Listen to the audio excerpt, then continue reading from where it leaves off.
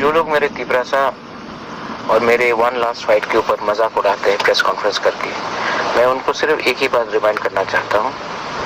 मैं one last fight अपने दोफा के लिए कर रहा हूँ। मैं वन लास्ट फाइट अपने तिपरासा के लिए कर रहा हूँ, क्योंकि 2026 में डिलिमिटेशन होगा। मैं वन लास्ट फाइट थानसा के लिए कर रहा हूँ। हम सब मिलकर एक बार लास्ट टाइम एक फाइट करेंगे। जीतेंगे तो जीतेंगे, लेकिन कॉम्प्रोमाइज नहीं करेंगे।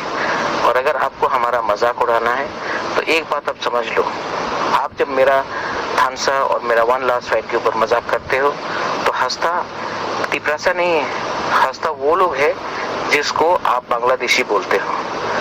क्लियरली समझ लो कि आप अगर हमारे वन लास्ट फाइट का मजाक उड़ाते हो तो आप असल में तिपरासा को ताकत नहीं कर रहे हो, आप उसी बांग्लादेशी को ताकत कर रहे हो जिसको आप बोलते हैं गो बैक। आप अभी भी टाइम है, समझो, हमारे संग आ जाओ, एक संग होकर हम लोग फाइट करेंगे। अगर आप एक दूसरे का मजाक उड़ाते रहे, हंसते रहे, तो हारेगा तिपरासा, जीतेगा कोई भी नहीं, जीतेगा बाहर वाला।